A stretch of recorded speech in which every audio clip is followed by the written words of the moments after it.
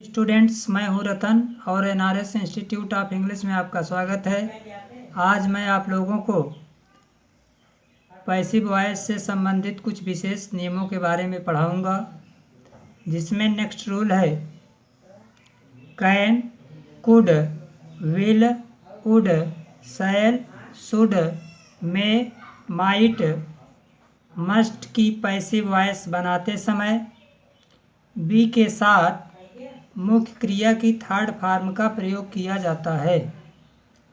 For example, I can do it. तो इस sentence में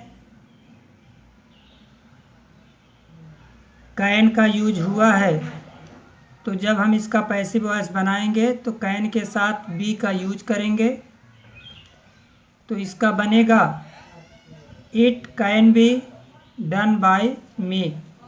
यहाँ देखिए ऑब्जेक्ट इट है, तो इसका नॉमिनेटिव केस भी इट हो जाएगा, और सेंटेंस में आई जो है नॉमिनेटिव केस है, तो पैसिव वॉइस बनाते समय इसका ऑब्जेक्टिव केस लिख देंगे मी।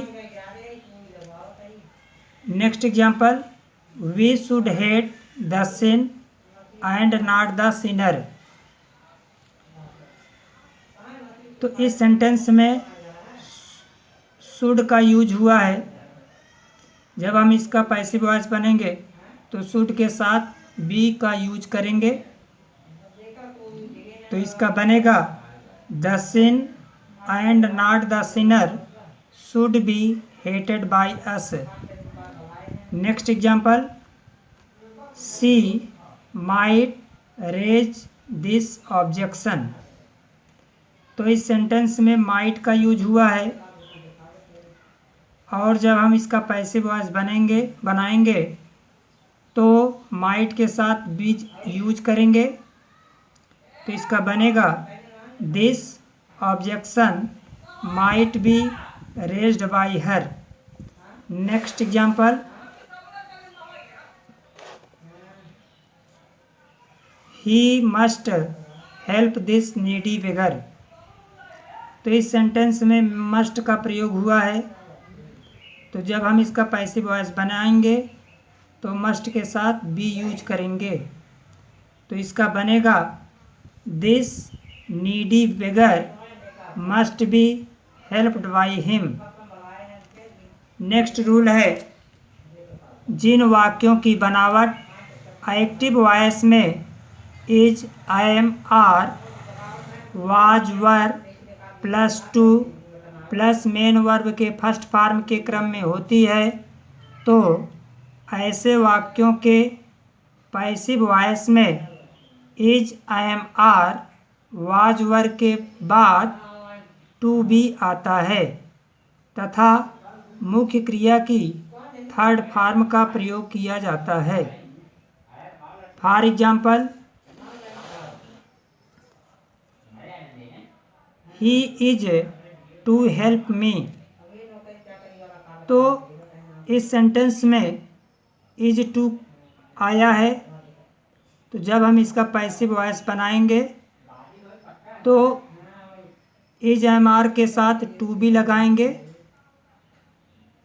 क्योंकि यहाँ कर्ता देखिए आई है, तो इसके साथ हम आई एम टू बी लिखेंगे, फिर क्रिया का थर्ड फॉर्म यूज करेंगे, तो इसका बनेगा I am to be helped by him. Next example, they are to catch the fish. तो इस सेंटेंस में आर टू आया है, इसके बाद मेन वर्ब फर्स्ट फॉर्म आया है, तो इसका पैसिव वॉइस बनेगा the fish are to be caught by them। Next example, she is to play football. तो इस सेंटेंस में इज टू आया है, तो इसका जब हम पैसिव वॉइस बनाएंगे तो इज एम आर के साथ बी यूज करेंगे, इज एम आर के साथ टू बी यूज करेंगे, तो इसका बनेगा football is to be played by her. Next rule है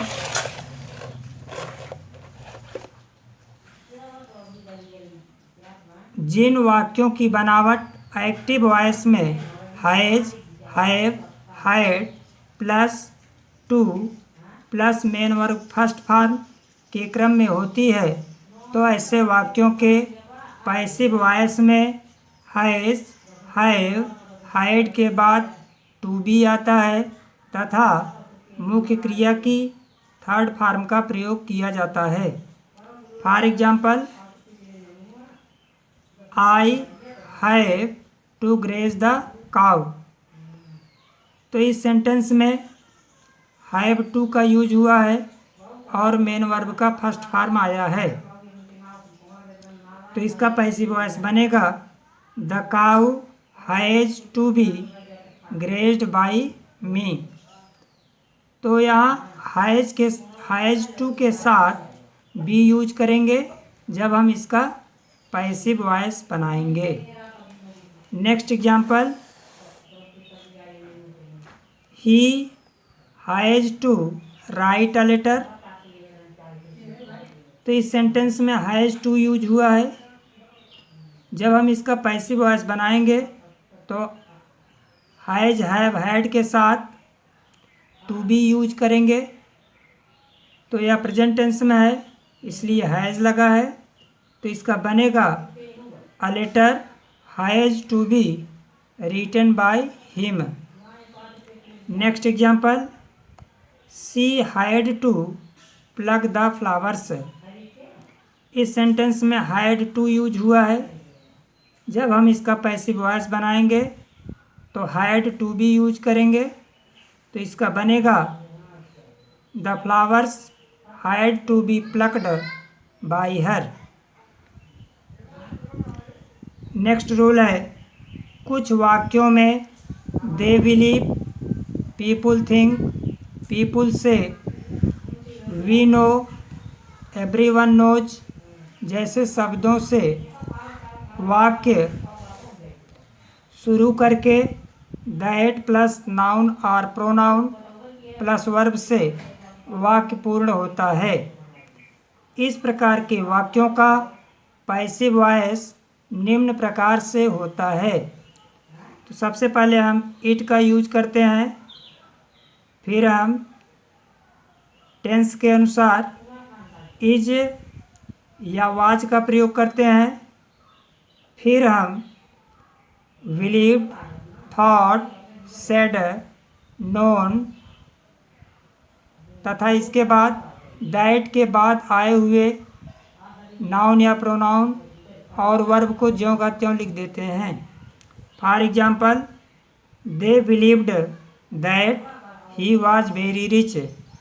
तो दे बिलीव्ड पास्ट टेंस में है, इसलिए जब हम इसका पैसिव वॉइस बनाएंगे तो वाज यूज करेंगे। अगर यह प्रेजेंट टेंस में होगा तो हम इज यूज करेंगे। तो इसका बनेगा it was believed that he was very rich. तो परिवर्तन केवल हमें दैट के पहले जो क्लॉज होगा उसी के साथ हम करेंगे। जैसे it was believed, they believed का इट वाज बिलीव्ड हो जाएगा। Next example, we know that some children go wise early. तो यह प्रेजेंट टेंस में है, तो हम इसी में परिवर्तन करेंगे। दैट के बाद जो लिखा रहेगा उसको हम ज्यों का त्यों लिख देंगे। तो इसका बनेगा it is known that some children go wise early. Next example, people say that she is a great singer.